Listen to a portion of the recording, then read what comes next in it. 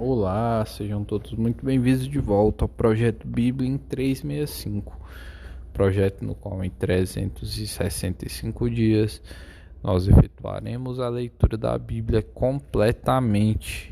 E hoje, dia 8 de maio de 2022, os capítulos iniciais são 1 Samuel, capítulo 2, versículo 22 até o capítulo, a partir do versículo 22 até o capítulo 4. Sou Mateus Ramos Pro e vamos lá. 1 Samuel, capítulo 2, versículo 22. Ele repreende os seus filhos.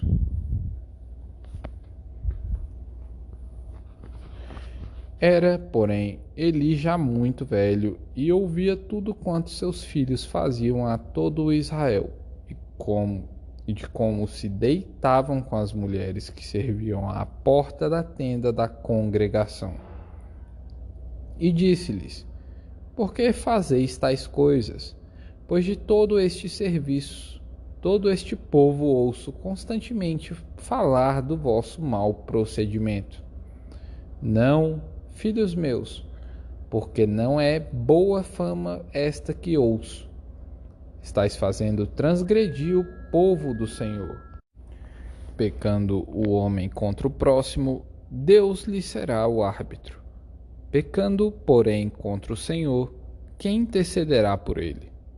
Entretanto, não ouviram a voz de seu pai, porque o Senhor os queria matar. Mas o jovem Samuel crescia em estatura e no favor do Senhor e dos homens. Profecia contra a casa de Eli. Versículo 27. Veio um homem de Deus a Eli e lhe disse: Assim diz o Senhor: Não me manifestei, na verdade, à casa de teu pai, estando os israelitas ainda no Egito, na casa de Faraó? Eu o escolhi dentre todas as tribos de Israel para ser o meu sacerdote, para subir a meu altar, para queimar o incenso e trazer a estola sacerdotal perante mim. E dei à casa de teu pai todas as ofertas queimadas dos filhos de Israel. Porque pisais aos pés os meus sacrifícios e as minhas ofertas de manjares, que ordenei se me fizessem na minha morada? E tu, por que honras a teus filhos mais do que a mim, para tu e eles vos envergonhardes das melhores de todas as ofertas do meu povo de Israel? Portanto, diz o Senhor, Deus de Israel: Na verdade, dissera eu que na tua casa e a casa de teu pai andariam diante de mim perpetuamente. Porém, agora, diz o Senhor, longe de mim tal coisa, porque aos que me honram, honrarei, porém os que me desprezam serão desmerecidos. Eis que vêm os dias em que cortarei o teu braço e o braço da casa de teu pai, para que não haja mais velho nenhum em tua casa. E verás um aperto da morada de Deus, a um tempo com o bem que fará a Israel, e jamais haverá velho em tua casa. O homem, porém, da tua linhagem, a quem eu não afastar do meu altar, será para te consumir os olhos e para te entristecer a alma. E todos os descendentes da tua casa morrerão na flor da idade. Ser-te-á por sinal o que sobrevirá a teus dois filhos, a Hofni e Finéias. Ambos morrerão no mesmo dia. Então suscitarei para mim um sacerdote fiel, que procederá segundo o que tenho no coração e na mente. Edificar-lhe-ei uma casa estável, e andará ele diante do meu ungido para sempre. Será que todo aquele que restar da casa virá a inclinar-se diante dele, para obter uma moeda de prata e um bocado de pão, e dirá: Rogo-te que me admitas a algum dos cargos sacerdotais, para ter um pedaço de pão que coma. Deus fala com Samuel numa visão. Capítulo 3. O jovem Samuel servia ao Senhor perante Eli. Naqueles dias, a palavra do Senhor era muito rara. As visões não eram frequentes. Certo dia, estando deitado no lugar acostumado, o sacerdote Eli, cujos olhos já começavam a escurecer-se, a ponto de não poder ver, e tendo-se deitado também Samuel no templo do Senhor, em que estava a arca, antes que a lâmpada de Deus se apagasse, o Senhor chamou o menino: Samuel, Samuel. Este respondeu: Eis-me aqui. Correu a Eli e disse: Eis-me aqui, pois tu me chamaste. Mas ele disse: Não te chamei. Torna a deitar-te. Ele se foi e se deitou. Tornou o Senhor a chamar: Samuel. Este se levantou e foi a Eli e disse: Eis-me aqui, pois tu me chamaste. Mas ele disse: Não te chamei, meu filho. Torna a deitar-te. Porém Samuel ainda não conhecia o Senhor, e não lhe tinha sido manifestada a palavra do Senhor. O Senhor, pois, tornou a chamar a Samuel terceira vez, e ele se levantou, e foi a Eli e disse: Eis-me aqui, pois tu me chamaste. Então entendeu Eli que era o Senhor quem chamava o jovem. Por isso Eli disse a Samuel: Vai deitar-te. Se alguém te chamar, dirás: Fala, Senhor, porque o teu servo ouve. E Samuel foi para o seu lugar e se deitou. Então veio o Senhor, e ali esteve, e chamou como das outras vezes: Samuel, Samuel. Este respondeu: Fala, porque o teu servo ouve. Disse o Senhor a Samuel: Eis que vou fazer uma coisa em Israel, a qual todo o que ouvir lhe tinirão ambos os ouvidos. Naquele dia suscitarei contra ele tudo quanto eu tenho falado com respeito à sua casa. Começarei e o cumprirei, porque já lhe disse que julgarei a sua casa para sempre, pela iniquidade que ele bem conhecia. Porque seus filhos se fizeram execráveis, e ele os não repreendeu. Portanto, jurei à casa de Eli que nunca lhe será expiada a iniquidade, nem com sacrifício, nem com oferta de manjares. Samuel conta a visão a Eli. Versículo 15. Ficou Samuel deitado até pela manhã e, então, abriu as portas da casa do Senhor. Porém temia relatar a visão a Eli.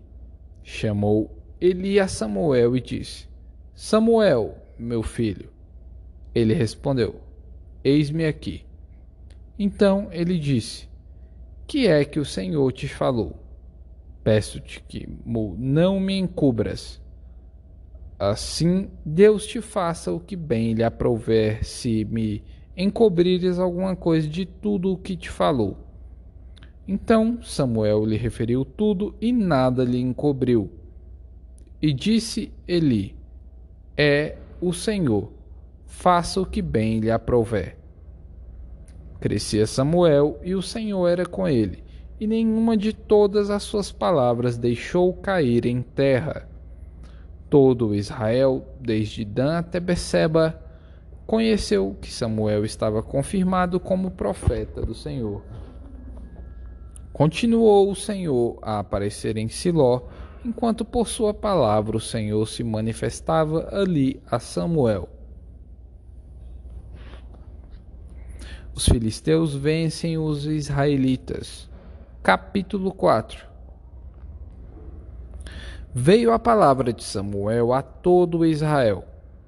Israel saiu à peleja contra os filisteus e se acampou junto a Ebenezer, e os filisteus se acamparam junto a Afeca. Dispuseram-se os filisteus em ordem de batalha, para sair de encontro a Israel. E, travada a peleja, Israel foi derrotado pelos filisteus. E estes mataram no campo aberto cerca de 4.000 homens. Voltando ao povo ao arraial, disseram os anciãos de Israel: Por que nos feriu o Senhor hoje diante dos filisteus? Tragamos de Siló a arca da aliança do Senhor, para que venha no meio de nós e nos livre das mãos de nossos inimigos. Mandou, pois, o povo trazer de Siló a arca do Senhor dos Exércitos, entronizado entre os querubins. Os 2 filhos de Eli, Hofni e Finéias, estavam ali com a arca da aliança de Deus. A arca é tomada. Hofni e Finéias são mortos. Versículo 5. Sucedeu que, vindo a arca da aliança do Senhor ao arraial, rompeu todo Israel em grandes brados e ressoou a terra. Ouvindo os filisteus a voz do júbilo, disseram: Que voz de grande júbilo é esta no arraial dos hebreus? Então souberam que a arca do Senhor era vinda ao arraial. E se atemorizaram os filisteus e disseram: Os deuses vieram ao arraial. E diziam mais: Ai de nós, que tal jamais sucedeu isto? Ai de nós, quem nos livrará das mãos desses grandiosos deuses? São os deuses que feriram os egípcios com toda sorte de pragas no deserto. Sede fortes, ó filisteus, portai-vos varonilmente, para que não venhais a ser escravos dos hebreus, como eles serviram a vós outros. Portai-vos varonilmente e pelejai. Então pelejaram os filisteus. Israel foi derrotado e cada um fugiu para a sua tenda. Foi grande a derrota, pois foram mortos de Israel 30.000 homens de pé. Foi tomada a arca de Deus e mortos os 2 filhos de Eli, Hofni e Finéias. A morte de Eli, versículo 12. Então correu um homem de Benjamim, saído das fileiras, e, no mesmo dia, chegou a Siló. Trazia rasgadas as suas vestes e terra sobre a cabeça. Quando chegou, ele estava sentado numa cadeira, ao pé do caminho, olhando como quem espera por seu coração. Estava tremendo pela arca de Deus. Depois de entrar o homem na cidade e dar as novas, toda a cidade prorrompeu em gritos. Ele, ouvindo gritos, perguntou: Que alvoroço é esse? Então se apressou o homem e, vindo, deu as notícias a Eli. Era Eli da idade de 98 anos. Os seus olhos tinham cegado e já não podia ver. Disse o homem a Eli: Eu sou o que saí das fileiras e delas fugi hoje mesmo. Perguntou-lhe Eli: Que sucedeu, meu filho? Então respondeu o que trazia as novas e disse: Israel fugiu de diante dos filisteus e houve grande morticínio entre o povo. E também os teus 2 filhos, Hofni e Finéias, foram mortos e a arca de Deus foi tomada. Ao fazer ele menção da arca de Deus, caiu Eli da cadeira para trás, junto ao portão, e quebrou-se-lhe o pescoço e morreu, porque era homem velho e pesado. E havia ele julgado a Israel 40 anos. Estando sua nora, a mulher de Finéias, grávida, e próximo o parto, ouvindo estas novas, de que a arca de Deus fora tomada e de que seu sogro e seu marido morreram, encurvou-se e deu à luz, porquanto as dores lhe sobrevieram. Ao expirar, disseram as mulheres que a assistiam: Não temais, pois tiveste um filho. Ela, porém, não respondeu, nem fez caso disso, mas chamou o menino de Icabô, dizendo: Foi-se a glória de Deus. Isto ela disse, porque a arca de Deus fora tomada e por causa de seu sogro e de seu marido. E falou mais: Foi-se a glória de Israel, pois foi tomada a arca de Deus. João capítulo 5, versículo 19 ao 47. Jesus explica a sua missão. Então lhes falou Jesus: em verdade vos digo que o Filho nada pode fazer de si mesmo, senão somente aquilo que vir fazer o Pai. Porque tudo o que este fizer, o Filho também semelhantemente o faz. Porque o Pai ama ao Filho e lhe mostra tudo o que faz, e maiores obras do que estas lhe mostrará, para que vos maravilheis. Pois assim como o Pai ressuscita e vivifica os mortos, assim também o Filho vivifica aqueles a quem quer. E o Pai a ninguém julga, mas o Filho confiou todo o julgamento, a fim de que todos honrem o Filho do modo por que honram o Pai. Quem não honra o Filho não honra o Pai que o enviou. Em verdade vos digo: quem ouve a minha palavra e crê naquele que me enviou tem a vida eterna. Não entra em juízo, mas passou da morte para a vida.